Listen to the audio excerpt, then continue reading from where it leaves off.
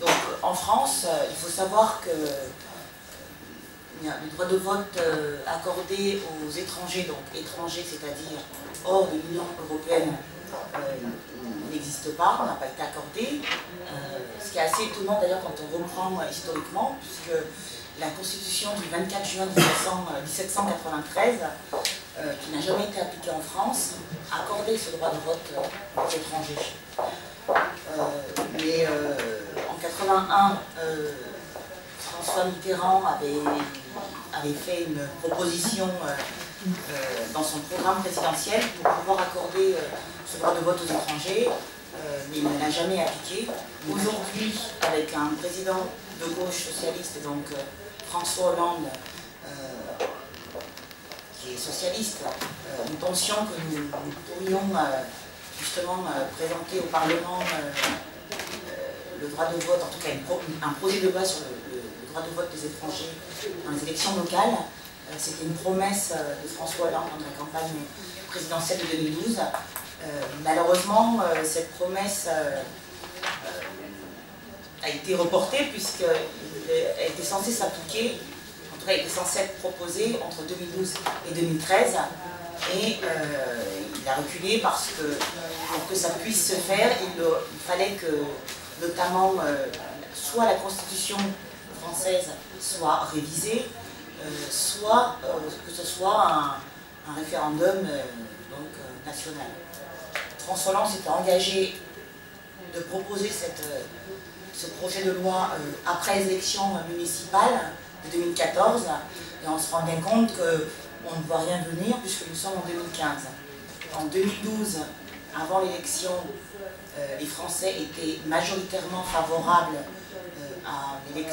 au droit de vote des étrangers, et 6 mois après, on se rend compte que c'est le contraire. La majorité des Français aujourd'hui est contre, est hostile à ce que la France accorde le droit de vote aux étrangers. On sent une espèce de repli identitaire. Pour les Français, ce n'est pas une priorité. Il y a des chantiers qu'il faut d'abord mettre en avant l'emploi, lutter contre le chômage, relancer l'activité économique. Mais surtout, on sent aussi des tensions, je dirais, assez... je ne vais pas employer le terme parce que je ne vais pas faire comme Nouvelle Valls, mais assez fortes entre les différentes communautés. Auparavant, on pensait compter sur les centristes, puisqu'il y en avait à peu près une trentaine qui étaient prêts à voter le texte. Aujourd'hui, ce n'est plus le cas. Je pense quand même qu'il faut proposer ce texte, parce que ça a été une promesse en 81, ça a été une promesse en 2012, lorsque la gauche est arrivée au pouvoir.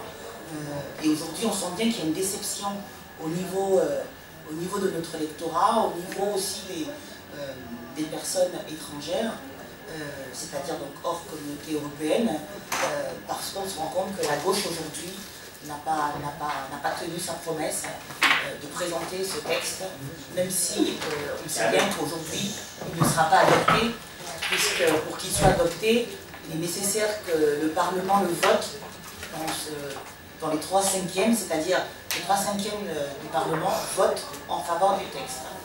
Voilà, moi je suis aussi là pour écouter, parce que ce n'est pas forcément un sujet où les choses sont aussi faciles à dire et à faire, mais en tant que responsable politique,